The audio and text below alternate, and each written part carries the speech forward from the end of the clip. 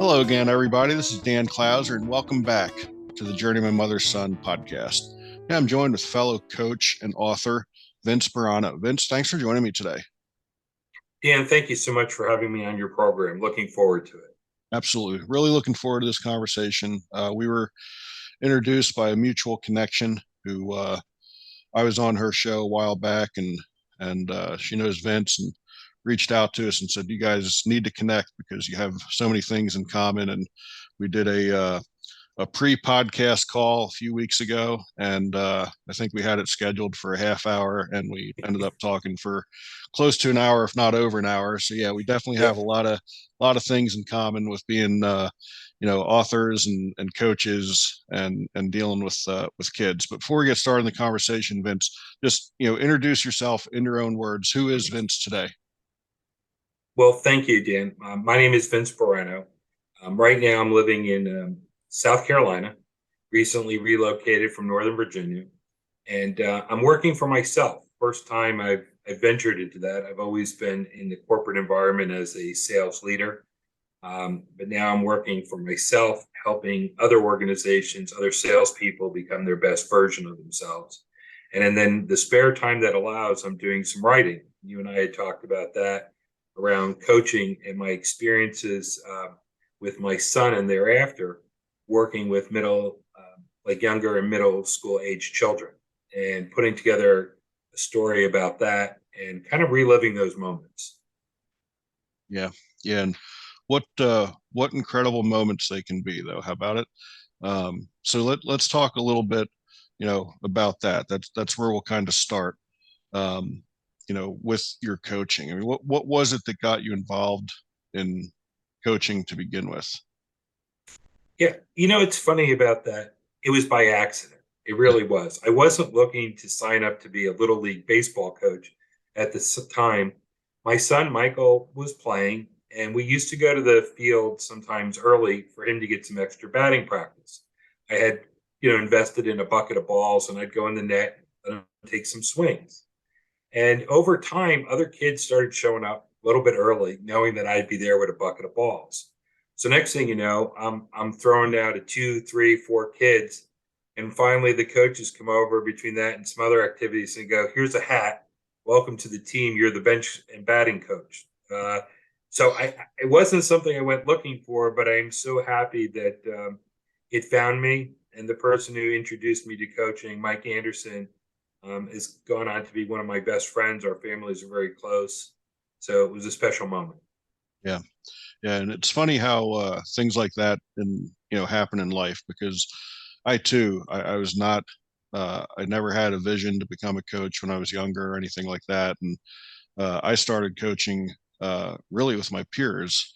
We started an adult baseball team, and by way of default, I became our first coach because I was the guy who kind of organized the team. So I'd organized this team to kind of continue my glory days and continue playing myself, and you know turned out to be a coach, and really kind of embraced it and enjoyed it. And then once I started coaching kids, boy, did that really give you some purpose. So um, for you, again, obviously you just kind of, started out helping out, and then that grew, and then you got the title, so to speak. Um, once you actually started coaching and, you know, now had this title and we're working with these young kids, um, you know, did it take a while for you to really, like, was there an aha moment, I guess, where you understood it was more than about the game? Because for me, it said I started with my peers, so for me it didn't come to a little while after. But once I started coaching kids and really understanding the impact you had, like, okay, yeah, I'm using this game as a tool for a greater purpose. So how did that come for you? That's a great question. And in my book, "Hey Coach, I Gotta Pee," I talk about some of the stories around this, and it took a while. It really did. I enjoyed working with the kids. I knew a lot of them from school and other activities, so there was already a connection there. But as I started to really think about what my purpose was with them, the sport was a conduit to help them grow and be good young men. And I started counting, instead of trophies, hugs. And when I said hugs, I mean from moms and dads at the end of the season who felt real appreciation for the time and effort. And as a few of them told me the difference they saw in their child spending, let's say during football season, 4 months together, what a recognizable difference they could see and how that person grew up. And it really struck me at one event, at the year-end party. There was a young man who was about like 13. He came over as everybody's leaving to shake hands, and out of nowhere, he gave me a big hug and said thank you. And as he walked away, his father walked up and he goes, "I'm jealous." He says, "I don't get those anymore." And I knew exactly what he meant because I'd gone through the same thing with my son, who is now several years older. And I said to him, I said, "Well, don't worry, it'll come back around. Trust me, it did for me." But it was those moments where you all of a sudden realize what an impact you had, beyond the game.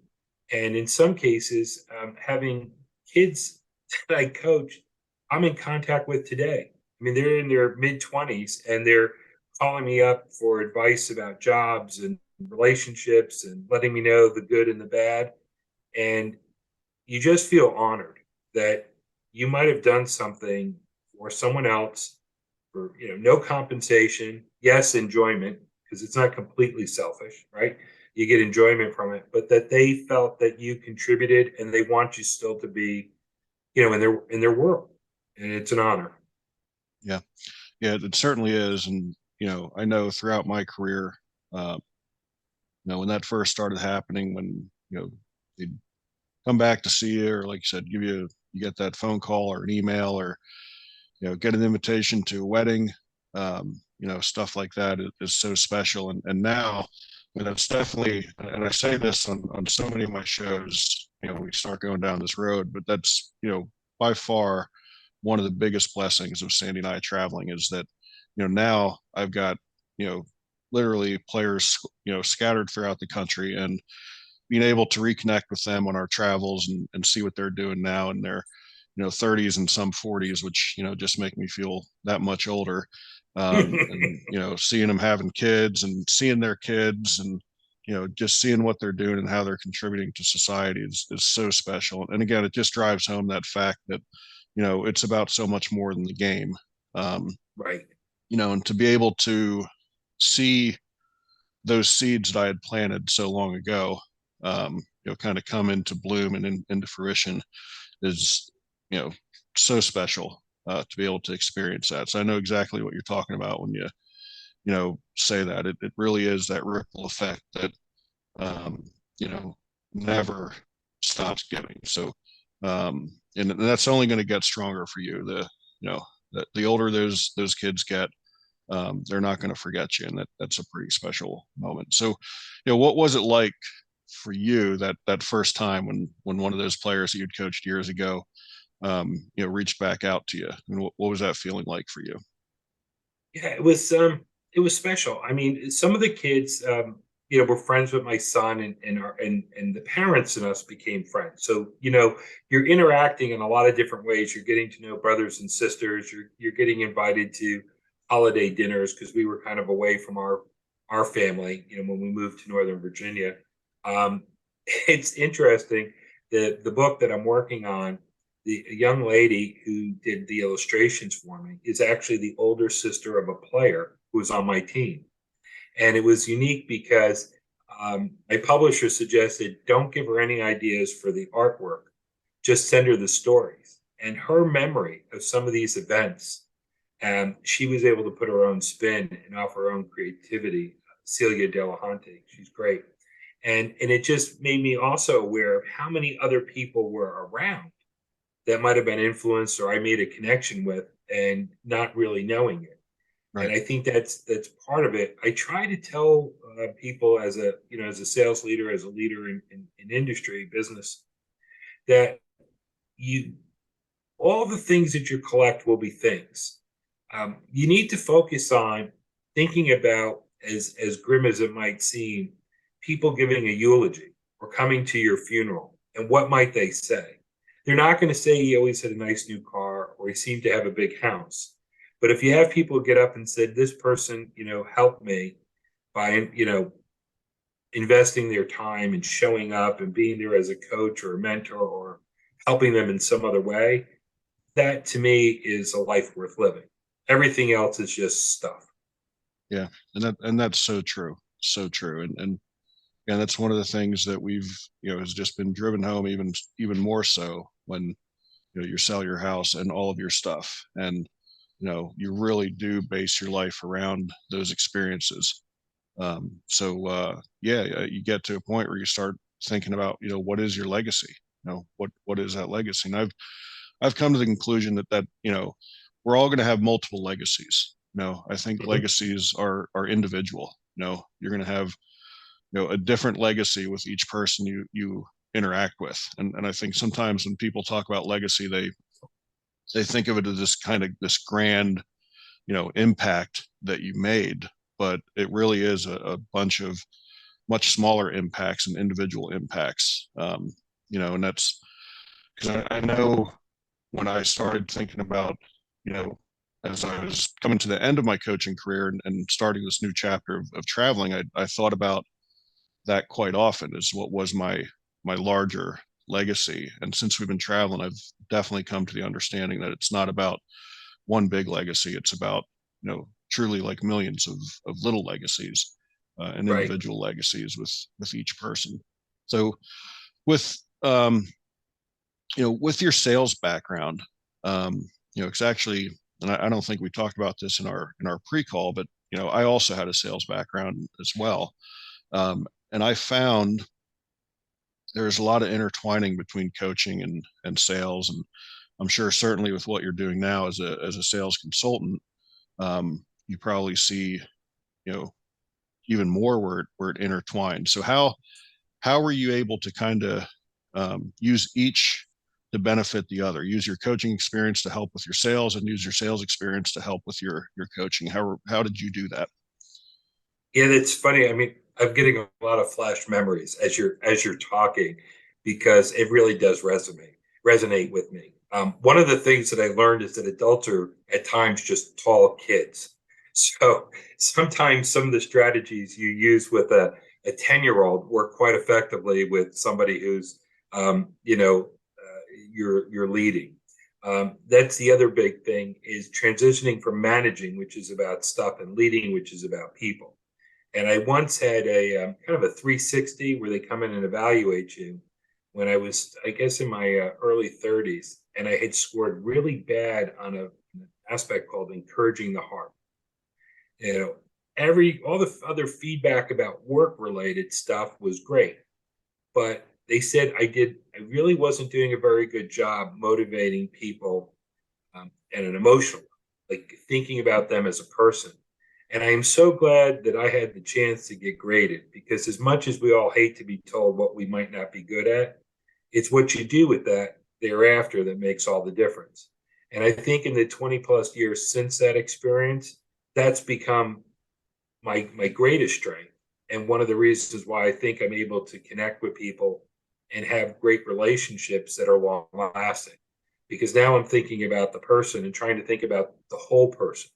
There's so much that goes on with people and children that you see, but there's so much more that you never see. You just never know.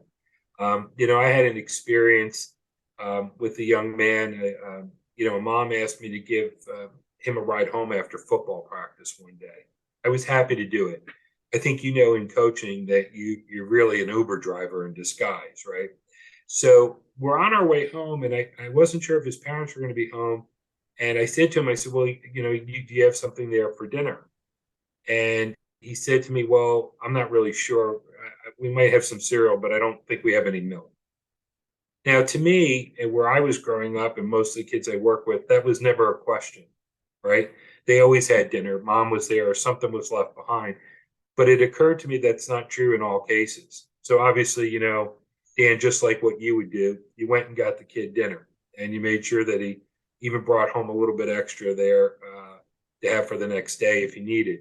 But it was just an awareness that your world isn't the same as everybody else's world. and things that you might struggle with are different than what other people struggle with, and and and just to be aware. Yeah.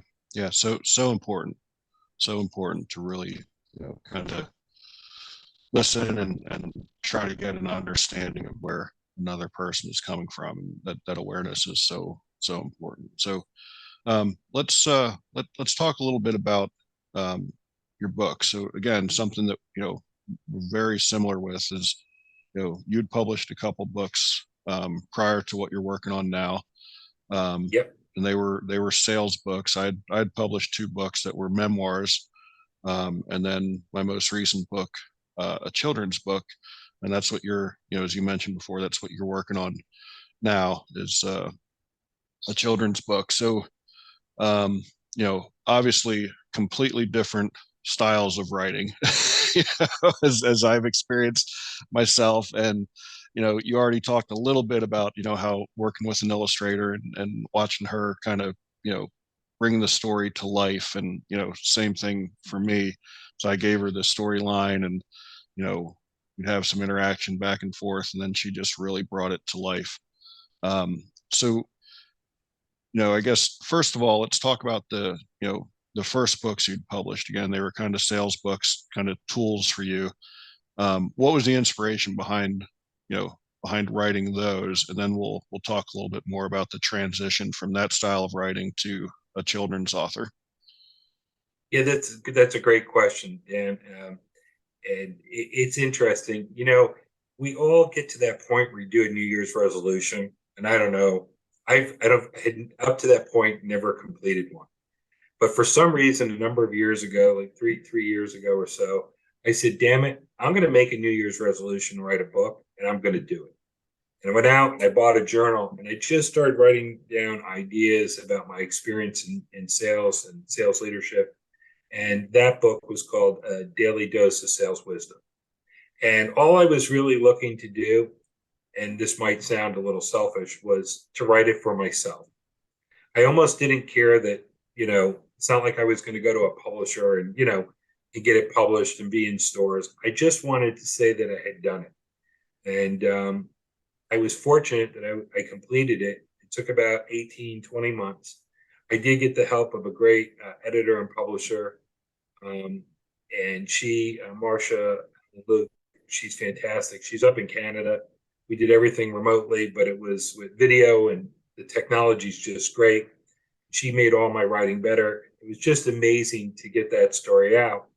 And then the next thing you know, I read another book like within a year called The New Sales Professional's Playbook. And I said to her jokingly, I'm like, I don't write anything for 50 something years. And now all of a sudden I'm like a writing fool. She goes, that's what happens. She goes, giving birth to the first one's like giving birth to a rhinoceros. And then afterwards, everything's kind of primed. It's easy to go. So, it's really interesting. Now the Hey Coach, I Got a P book is, the stories about my experience coaching.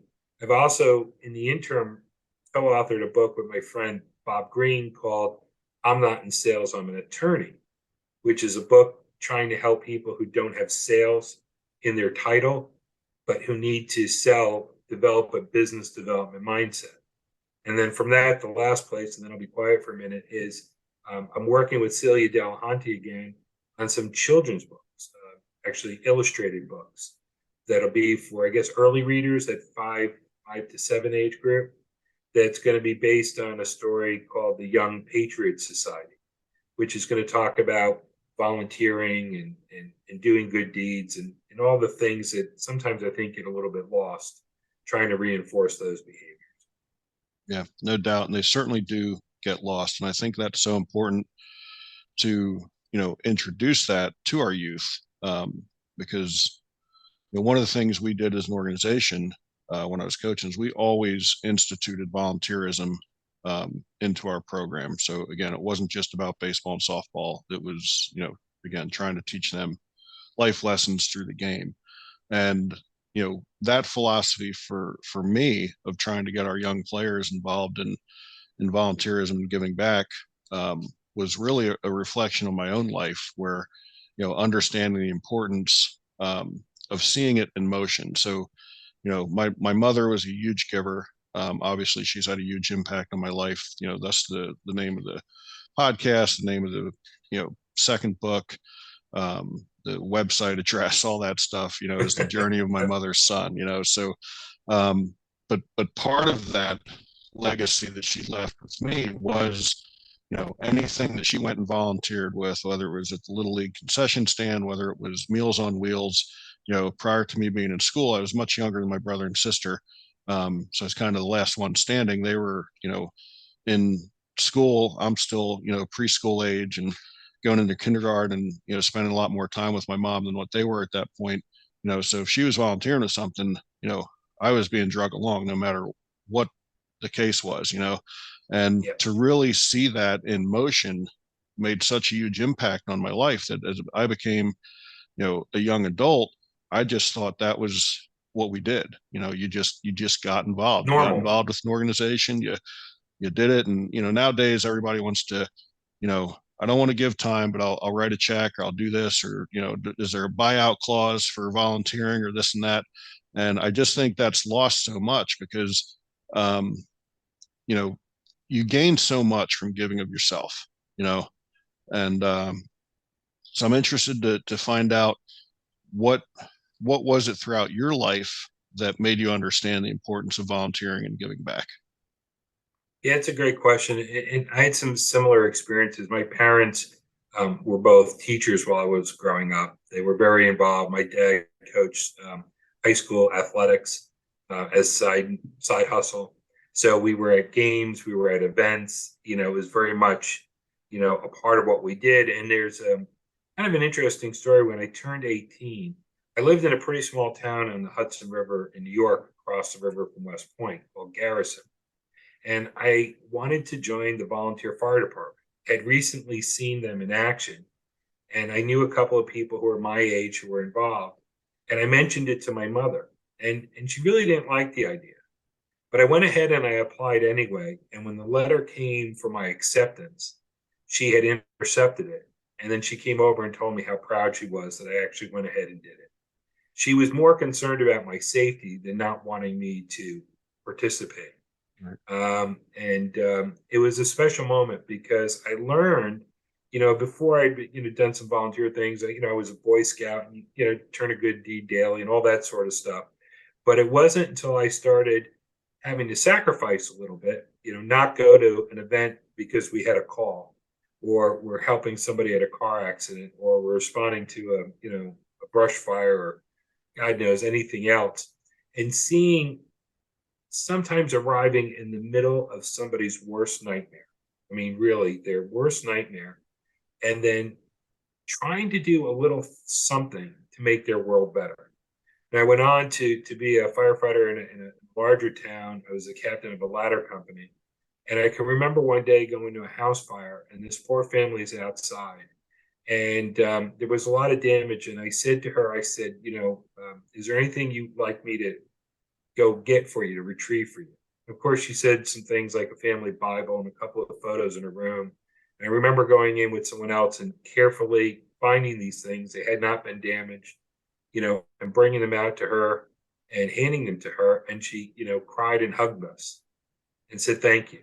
And in those moments you go, yeah, there's a lot of other things that I'm going to do, but I hope somebody's, when, if they're keeping score, saw this, because this was important. A lot of the other things that you do are not nearly as important. But in that person's worst nightmare, you're able to do a little something to relieve that pain and anxiety. I think that's what we're all called to do for each other, because it's Yeah. it's tough being on an island by yourself. Yeah. Yeah. No doubt about that. Completely agree with that. And one of the first things that we did when when we started traveling is we actually volunteered with some hurricane relief efforts down in Louisiana, in Sulphur and Lake Charles area after Hurricane Laura came through.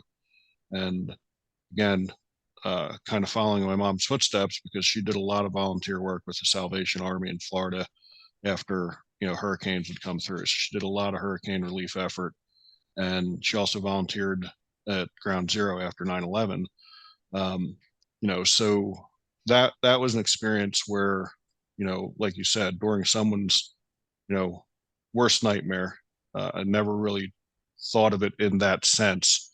Like there you are to offer hope. And then, for us, what was so special about that time we volunteered in Louisiana is, you know, not just us and the other people that were coming in to help from outside the area, but seeing, the people who literally had just lost everything are still out there helping each other as well. Like it really did show the best part of humankind, Yeah. because when you go through something like that, I mean, it's, you know, nobody's going to fault you for sulking and, you know, licking your wounds, so to speak. But these people, again, who still at that point, 2 weeks after the storm, still did not have power restored, still had no idea what the future looked like, waiting on, you know, insurance adjusters to come out and just some of the nightmares that were involved with that. But yet here they are, helping someone else who was actually worse off than what they were. Sometimes not quite as bad, but it didn't matter. It was just like, look, we're just going to pull it together and, make it better than what it is. So, um, you know, that analogy of, showing up during someone's worst nightmare, um, that's pretty special. I can only imagine, the number of other stories that you have, um, through your service as a volunteer fireman or, first responder, um, and how that's affected you. So how, again, how did that contribute to who you are today? And then again, kind of carrying over with the sales and the coaching, like how does that kind of bundle together to make, you know, Vince who he is today? Yeah, it's a good question. I think back to a mentor I had. His name was Don Memley when I was working at a company called OSE, selling engineering equipment, basically big blueprint machines. And I was in sales and I was doing well. And I said I wanted to explore going into management. I wanted to be a sales manager. And he said something to me that still resonates today. He said, well, then you're going to have to work on the me becoming the we. And at first, I didn't understand what he meant. But he had a great way of kind of the age differential was the same as him to like my father. So you've got that mentorship, but you also have somebody who's just, could be your dad as far as the age differential. And he made me sit there and think about it. And I did.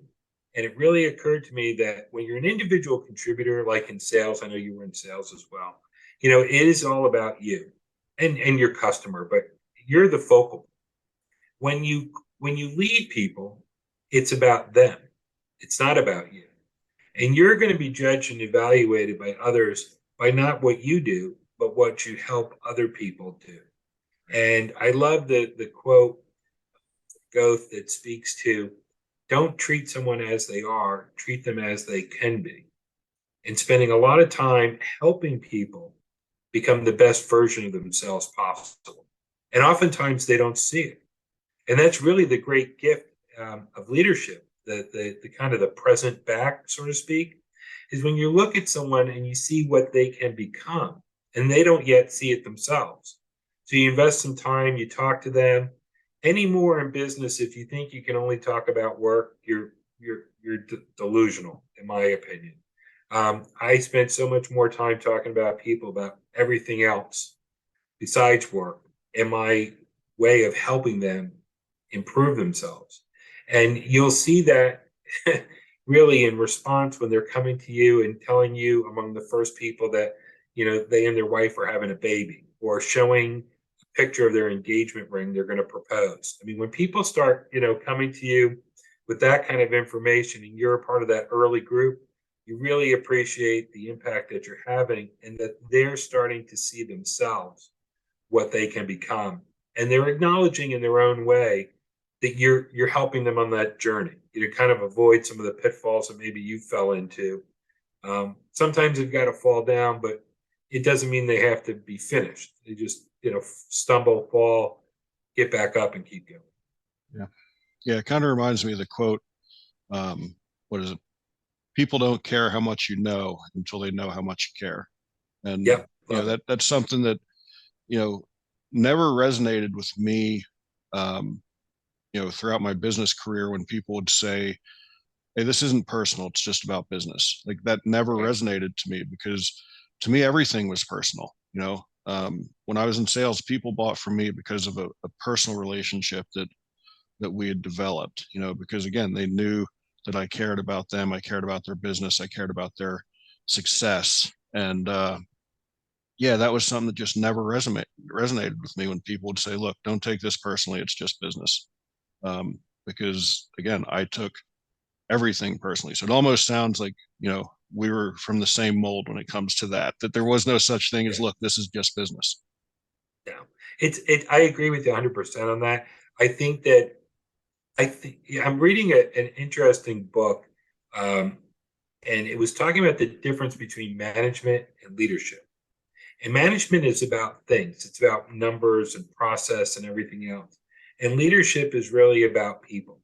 And in during the Industrial Revolution, it was all about working with a stop clock, see how fast you can make something go, squeeze out inefficiencies, produce more for less. Um, we're not there anymore. In most businesses, in most companies, heck, in most organizations of any kind, you're working with people, and that's where lies innovation and creativity and potential. And if you try to treat those like a resource, like you do a car or a truck or something else, you'll never inspire them. You'll never inspire them to want to follow you willingly, and you'll never allow them to be their best. You will suffocate them. And I still believe today that, unfortunately, as much as leaders work to inspire people, they can often smother people with greater efficiency than they know. Those little side comments and lack of attention, and not showing that you really care, like your quote, which I love. Um, those things snuff out potential like nothing else. And I think that we all have to have that awareness, to understand that the power that you have in people's lives. You can either be a force for good, or you can be a force of bad, for lack of a better word. Yeah. Yeah. No doubt about that. And, some people, it takes a long time for them to understand that. And sadly, some people, I don't think they ever get it. I think that would just make the world a much better place if we really just kind of, you know, got out of that mode of thinking that some things don't affect people personally. Because Right. again, truly everything affects us personally in one way or another. So, um, Vince, is there anything we covered long, broad range of topics here? But is there anything you think we missed that you'd like to, make the listeners aware of? No, I just want to thank you again for the opportunity. It's a great conversation. Just like you said in the beginning, I think we were scheduled to talk for 30 minutes as an introduction. I'm pretty sure that we went over the hour, to be honest with you, thinking back on it. And I think it's because we're kind of kindred spirits that way. And it's nice to meet somebody else and build a relationship. People have that same philosophy. Because I think in the end, it's sharing that philosophy and getting other people on board that we can make a big impact. Yeah, no doubt about that. So, Vince, how do people find you on the internet, or if they want to reach out to you for your consulting or a copy of the books, or find out more about the new book series that you're working on? How do they find Vince on the web?